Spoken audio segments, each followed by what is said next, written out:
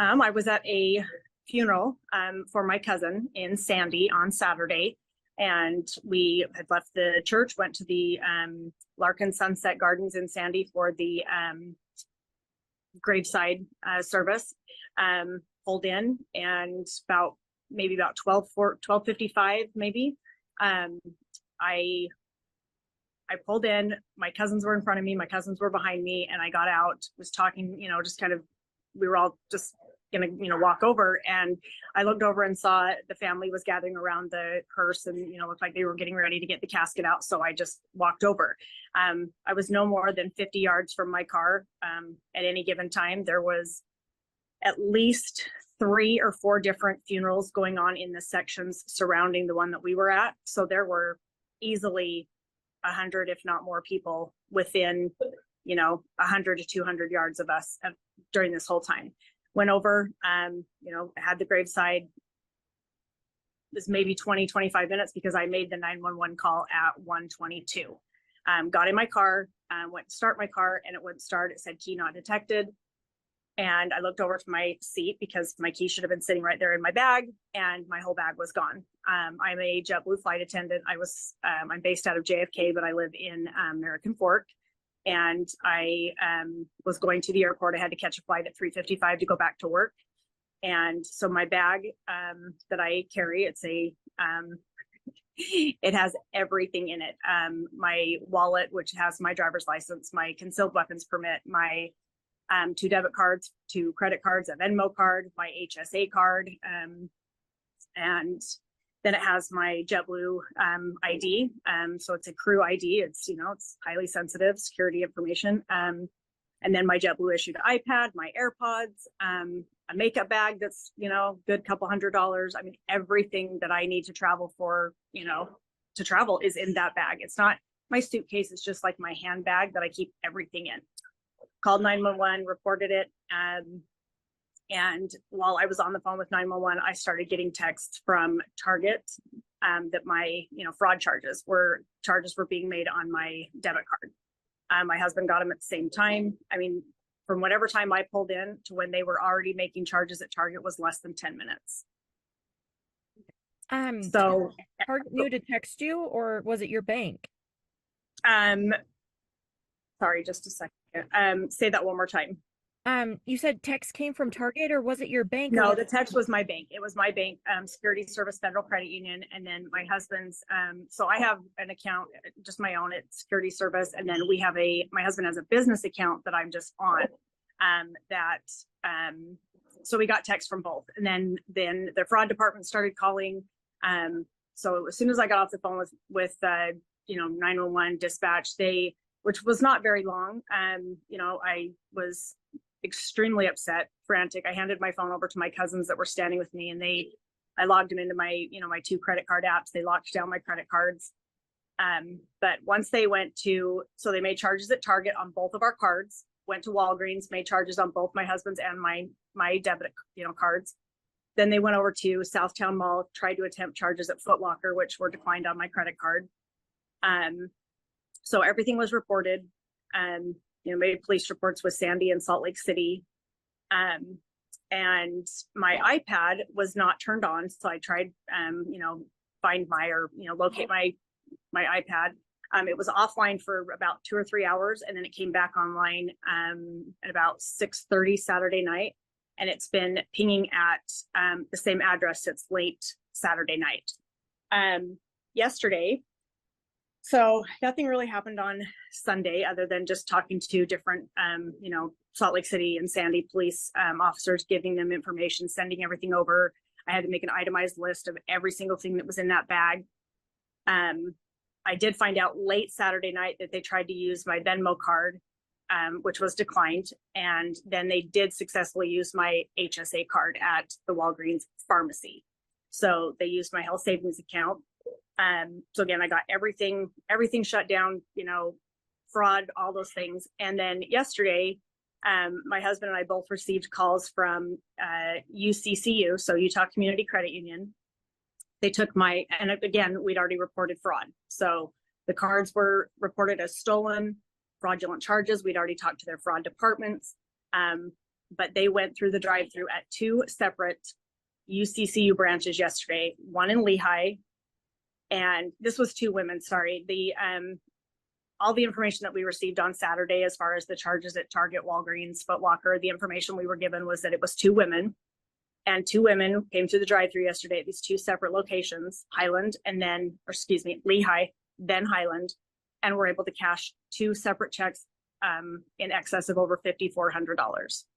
They presented my debit card, which was already deactivated, reported as fraudulent, stolen, but they presented my debit card and my driver's license and cashed a check for $2,800 and then a check for $2,450, and successfully did that without an account. And this is my husband's business account. And so we have never been able to write a check or cash a check that doesn't have the business name on it, but they were able to cash 2 checks. And then I actually just got a phone call about 30 minutes ago from a Taylorsville police officer that one of these females attempted to cash another check at Security Service Federal Credit Union in Taylorsville. And thank goodness they confiscated my driver's license, confiscated the check. They weren't able to detain her. I don't know how it all went down, but so that's the latest as of today. The checks, were they checks that were already in your bag when they stole that bag, or were they checks that they fraudulently created? They most likely are stolen checks. They're not mine. I didn't have any checks in my bag, so they're not my checks. They're checks written, other people's checks, but most likely are stolen, that they're making out to me, cashing, and then they cash them, like deposit them and immediately take the money. So they walked away with $5,400 in cash yesterday that we know of. Right. I mean, I feel violated listening. How do you feel? I feel absolutely violated. I'm honestly speechless. The amount of anxiety that I've experienced over the last however many days it is, this is the 4th day. I mean, being the fact that I'm now sitting in San Francisco, I had to fly out here this morning at 8:00 in the morning. I should be on a 4-day trip right now. I was supposed to fly back to New York on Saturday to start a 4-day trip. The amount of money I'm losing from not working this trip, because I couldn't go anywhere. I had nothing. And yesterday when they were in the drive-through of the bank, my JetBlue ID badge is hanging from the rearview mirror. It was the first thing I noticed. I'm looking and I'm like, that's my badge. Like and they know what they're doing. But I feel extremely violated. I'm so angry. I'm so frustrated. I'm extremely frustrated with the bank that they even allowed those checks to be cashed yesterday, and not because it technically isn't my money, because they were written off of, other people's accounts from another credit union. So if those are indeed stolen checks, then those people now have to deal with this as well. And we possibly could have got it stopped and had them possibly in custody yesterday if somebody would have done a little more due diligence and questioned. I mean, they didn't even have an account number. They just had my debit card, which had already been reported stolen. That's, I guess, where my mind goes, is it sounds like you'd really done your due diligence, reaching out to your banks, your credit cards, your different accounts to, hey, this has happened, shut my stuff down. The fact that this has played out over the last few days, what questions do you have for the bank? Well, I went in the bank yesterday and I was very upset. So I told him he better take me back in the office, because it was not going to be good if he didn't.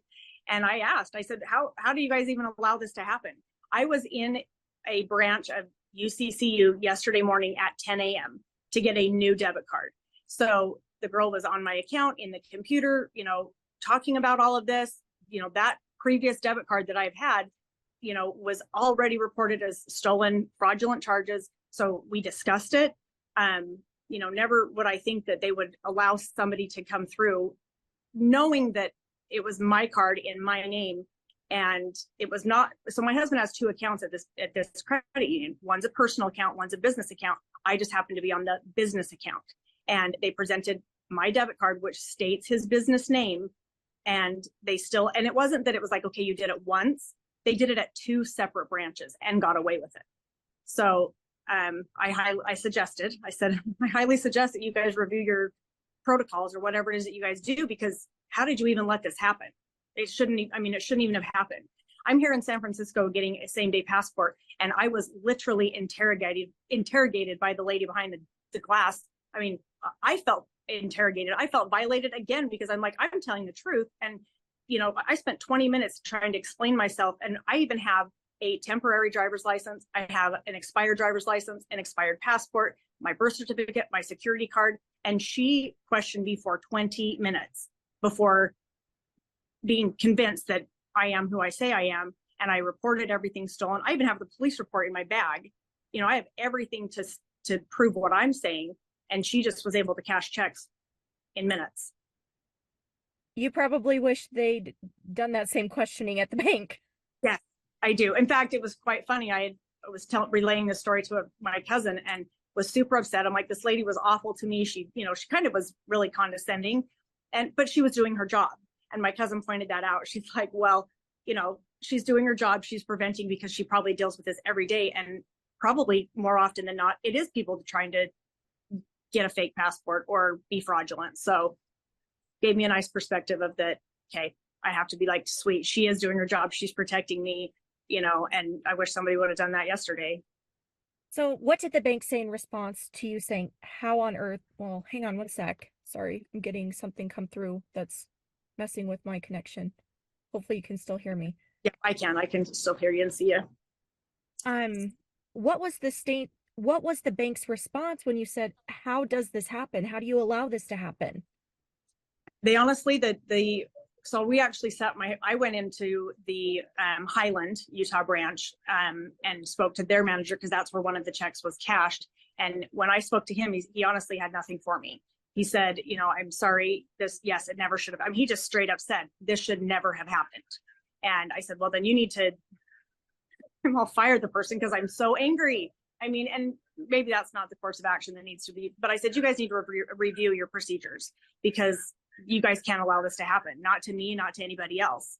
And so then my husband and I had to go in later in the afternoon we thought we had to create brand new accounts, and, you know, but luckily we were able to, you know, secure our accounts, put passwords and security codes and all different kinds of things, get our, you know, new card for me. But again, they said, and he really didn't have much to say at the American Fork branch. You know, he just, again, apologized, but he's like, I'm not quite sure how this happened. UCCU's corporate security is involved. They've contacted us many times, but still it happened. So my advice to him was, please review what you guys allow, and something's got to change, because it can't be this easy for somebody to literally drive away out of your drive-through. It's not like they came in the bank with over $5,000, and it happened in less than 30 minutes. When did the checks happen? In relation, the checks happened yesterday. So that was Monday, the 29th. So yesterday, and one was done at 12:11 and the other one was done at 12:33. Okay. Did you say their corporate is investigating this now? That this yeah, they're branches? Yeah, exactly, yes. So their corporate security is involved. Okay. Does that give you some sense of like, okay, thank you, but this still happened, so yes, investigate everything?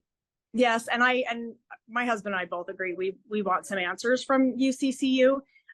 You know, like I said, today, only, you know, about 30 minutes ago, I received a call from an officer from Taylorsville, where again, one of these women, you know, presented my ID and debit card and tried to do the same thing at Security Service Federal Credit Union, and they confiscated the ID as well as the check. So why wasn't that done yesterday? So at least it's done today. You know,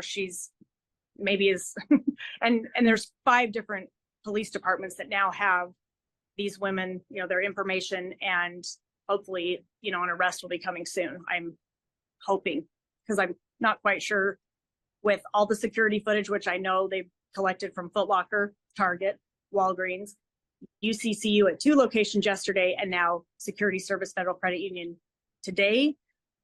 Why these 2 women are not in custody is a big question for me. On your Facebook post, the photo, it looks like it's a drive-through. Is that UCCU? Yes, both. So I'm not sure if both of the photos that they gave me, if one of them was from one location, but those are, they've only gone through the drive-through. They have not gone into an actual branch. It is all drive-through. Okay. Then the iPad pinging, have police checked that address? So apparently the address is, so it first pinged at an address that was a physical home, like an actual home. And about 2 hours later, so it was about 6:30, 6:45 Saturday night, it was at an address that was a home. About 3 hours later, it was only about 2 or 3 blocks away, and it's at an apartment complex that has about, I think it has roughly 20-ish buildings, and each building has 8 units. So sadly, the Salt Lake City officer told me, he goes, I'm going to go there. And he did. He actually called me again yesterday and advised me that he did go Saturday night, but because it is an apartment complex, he couldn't go, it doesn't narrow it down to the actual apartment, just the location where the apartment complex is. Okay. Wow. I mean, and I feel like the root of this is getting buried. This happened while you were in mourning. You were mourning Yeah. member that's passed, and as it's evolved, it's gotten worse and worse. But I mean, you're very vulnerable at a funeral, a cemetery. You're there mourning. Just your take on that happening when it did. Never in my life would I think that, I mean, my dad actually passed away 21 years ago, and people steal the things that we go put on his grave every single year, every year. So, but I never would think that somebody would steal from you while you're standing right there, clearly with a whole group of people crying and hugging and comforting each other, grieving the day of someone's funeral, and that they would have the nerve to get in your car and steal your items. And granted, I left it unlocked. I get that. But that doesn't in any way excuse or justify their actions. That it is despicable what these people have done. Where do we go from here, Mandy? Well, last I heard, Larkin Sunset Gardens was being contacted to see if anything showed up on any of their security cameras. Sadly, where I was parked that day, the one particular building that I was parked by did not have security cameras, but they did tell me that there are other security cameras in their cemetery. So I have not heard from anyone if those have been reviewed, if they see anything, if they see people trying to get in cars. There's that. But from here, I'm, and everyone keeps asking me this. They're like, why have they not been arrested? Why have they not been arrested? Which is a question for me. Why is it taking this long and this many crimes are being committed, and these two are still, and I don't even know if it's more than 2 women. I mean, all we have is the 2 women on the information I have from Saturday, and then the information from yesterday. It could be more people, who knows? But why have they not been arrested? Valid. What do we learn from this? You can't trust anybody, sadly, and you can't trust anywhere. I mean, I have lived in New York for the last year as a flight attendant, and I am very vigilant about my surroundings, where I'm at. I'm always constantly looking, watching, because it's New York City. And this happened to me in my own backyard in Salt Lake City, in Sandy, Utah. So sadly, we're not safe anywhere. You have to lock up your stuff. You can't leave your stuff sitting on your, on your car seat. And, sadly, going to a funeral, you can't even think that there's not criminals that are, preying on your vulnerabilities. So, I've learned a very harsh lesson, and I just hope that I can share it with others that, protect yourself, be aware of your surroundings, but also I want to see these 2 prosecuted, because this is unacceptable. It's against the law, and they deserve to be punished. And I hope they're punished as severely as the law will allow. I know that there's the checks amount. That wasn't your money, but how much do you guesstimate you've lost? I mean, you said I've gone without working, I've lost work, but how much in items taken, stolen? How much are we talking? So they spent about $3,000 on Saturday in, like I said, that first about 20 minutes before we were able to shut down my cards.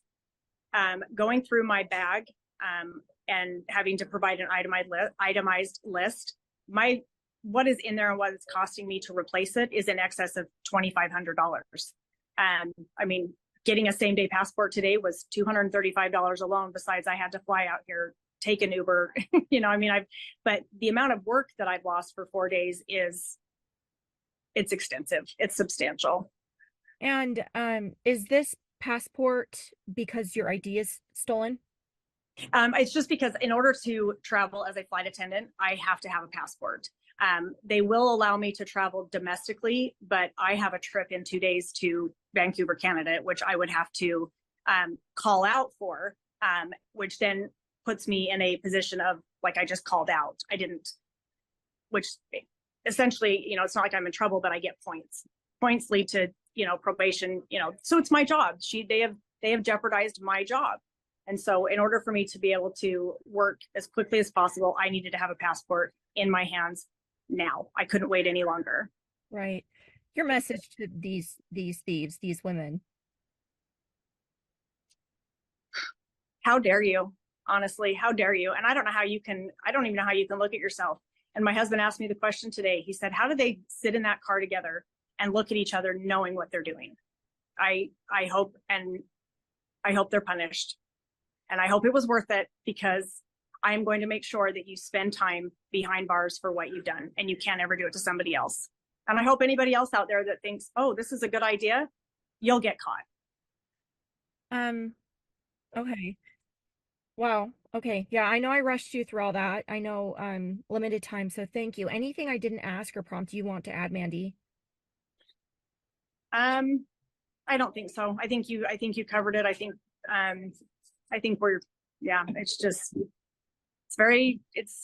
it's very devastating. And like you said at the beginning, I feel very violated.